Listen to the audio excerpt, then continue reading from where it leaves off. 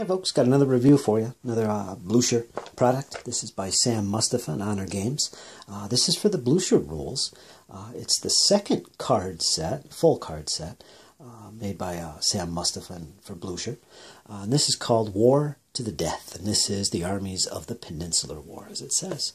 It's basically an expansion. It follows on from the original box set of cards, which was this one, which was the 100 Days. I won't get into that one right now. But this is what you get. It's a really nice box, very hard cover. You can protect your cards in this box easily. Let's see what's in there and check it out.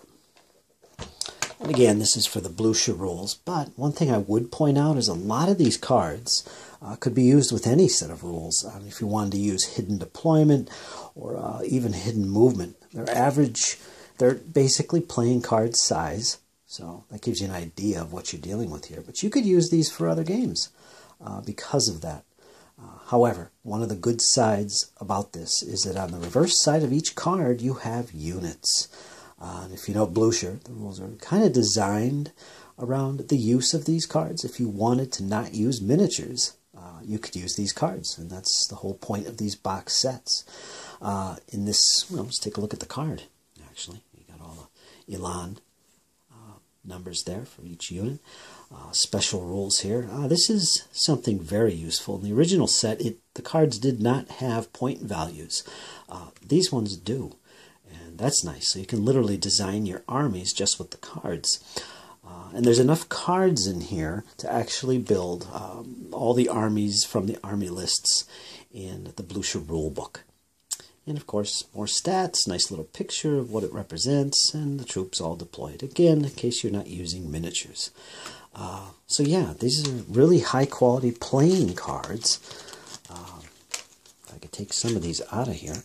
And you get everything you need for the British, the Spanish, and the French armies that fought in the Peninsula. You get all the units, enough cards to generate all the units you need using the Army Builder rules in the Blucher game. Now, I did actually take all the French cards out and I put them on these little card protectors, which I highly advise you do with any cards you use in your game, but not necessary. As you can see, that's what it looks like. They're very cheap to get.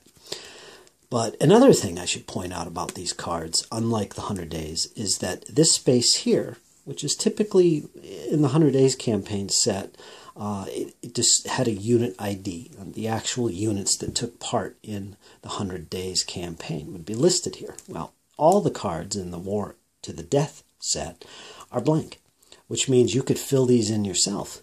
So I actually like that. That's a great way to produce this set because it makes it very generic.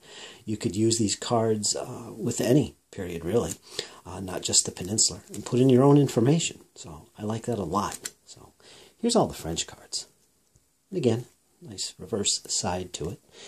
And I believe, let's see here, there are 216 high-quality cards, and they are high quality. French early and late war, French minor allied states, Great Britain, British minor allies, and Spain. So everything you need is in here, including the personality, the sub-commanders and the commander-in-chiefs for the various armies, like Napoleon, for instance. They're all in here.